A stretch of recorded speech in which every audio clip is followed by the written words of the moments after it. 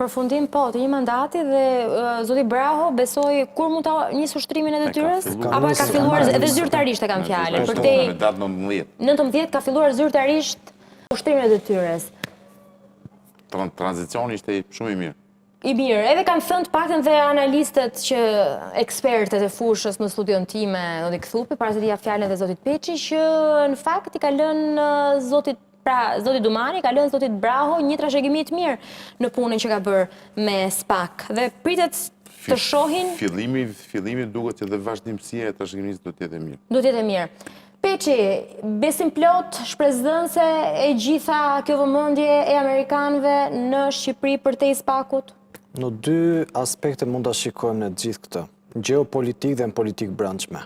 Duhet kuptojmë që Ballkani ka interesa madhore dhe ne duhet ta shohim që aty përplasen Shtetet Bashkuara të Amerikës me Rusinë, duke qenë se dhe investimet kineze në Serbi janë shtuar jashtëmasë, paktën kohët e fundit. Kështu që ne duhet të shohim që ky dekret në fakt lidhet drejt për drejt edhe me marrëveshjen e Orit, që lidhet me Maqedoninë e Veriut me aktorët kryesor të politikës atje, lidhet me marrëveshjen e Daytonit që nënkupton edhe çfarë ndodh në Bosnjë me Dodikun, gjithashtu fakti që përcakton dhe që kufijtë e Kosovës nuk do të ndryshojnë, pra ishte një lajm i mirë dhe ishte shumë domethënës për faktorin shqiptar në Ballkan, por gjithashtu edhe me politikën e brendshme në Shqipëri që lidhet me këto pika, por ka diçka më shumë.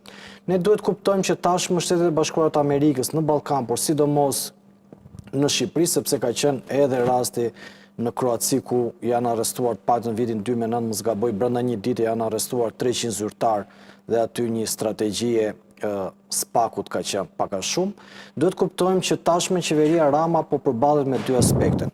Aspekti i parë do të jetë lufta e brendshme, pra lufta ligjore, dhe këtu janë përballit që ai do të ketë me institucionin e drejtësisë dhe në momentin kur ai është bërë një apo ka dalë cullak ashtu siç ka qenë, që s'ka qenë ai njeriu që ka nisur reformën drejtësi, po kanë qenë partnerët qoftë Shtetet Bashkuara të Amerikës, Britania, por dhe Bashkimi Evropian, dhe në momentin kur Edi Rama apo qeveria socialiste dhe të dhënat që un kam do të shkojnë në një përplasje me SPAK-un, do të veprojnë me metodat të dyta, të cilat janë metodat politike të Shtetet Bashkuara të Amerikës. Fakti që e kanë përcaktuar që do të ketë përsëri sanksione non grata dhe do të ketë dhe asete dhe sekuestrime pasurie, kjo ka të bëjë në fakt edhe duke rrëzuar narrativën që të paktën u mboll këto 3 vite nga fatkeqësisht nga zoti Berisha, që thoshte tashmë non gratën time ma ka bërë Sorosi, por nuk është më kjo një çështje politike. Ne shikojmë që e njëjta strategji, pra e shikojmë që Shtetet Bashkuara të Amerikës kanë strategji.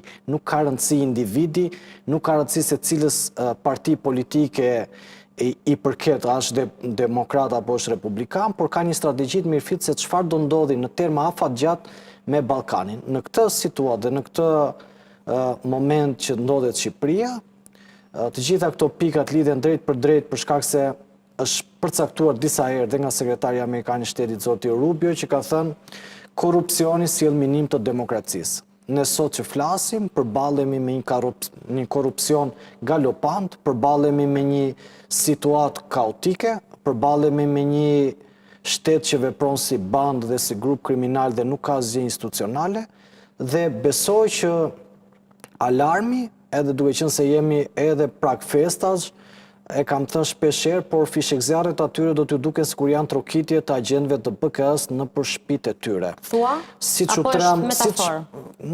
Tani kjo është metafor, por ju e dini shumë mirë kur Renea mos gaboj vajti për të arrestuar një të shumë kërkuar, ministri i mjedisit i cili sa u emërua, tha sa ka marrë detyrën nga Afrika, s'kam bërë asgjë. Djali i ri që se as emrin si mbaj mend, ministri i mjedisit, ju e dini shumë mirë që ai tha, unë sa ka marrë detyrën, tha, dhe nuk kam bërë asgjë.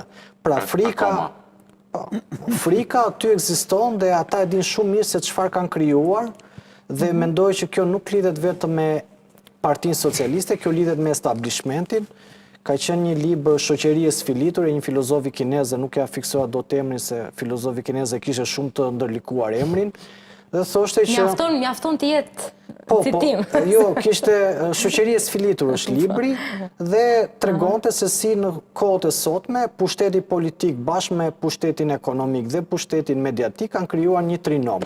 Dhe në Shqipëri ky trinom tashmë do të goditet sepse ne kemi parë shpeshherë në atë se çfarë ka ndodhur që edhe opozita ka bashkëpunuar me mazhorancën, po të them të paktën nën tavolinë ose në gjatë ditës kanë bërë këtë armikun e përbetuar, gjatë ditës, gjatë natës kanë pirë verë dhe janë bërë miq në kurriz të shqiptarëve. Dhe ajo çfarë ne kemi parë. E ke për emra konkret tani apo jo, ajo është lajmin që dalin her pas here? Jo, po të them vetëm diçka sepse në 35 vite Greta aktorët politik shqiptar kanë shkatruar shtetin shqiptar për ndërtuar pushtetin e tyre. Dhe nëse do të kishte një opozit dhe do të kishte edhe një mazhorancë që do e donte vendin e vet dhe nuk do ishin në këtë mënyrë qeverisje, do të shikonim që do të kishin pak më shumë dëshuri për vendin e tyre dhe nuk do të ishin kaq ajdut të rëndom. Se në fund të ditës pak a shumë aktorët kryesorë që e kanë bizotruar politikën shqiptare kanë dalë që janë disa ajdut të rëndom dhe kjo është shumë e rëndë për fatin e vendit tonë në fakt. Ka qenë, unë e thash, 2025 ka qenë një vit me shumë zhvillime politike, ndoshta nga skandalet të cilat janë bërë publike, kemi patur mundësi të komentojmë në studio, por edhe nga reagimi i drejtësisë.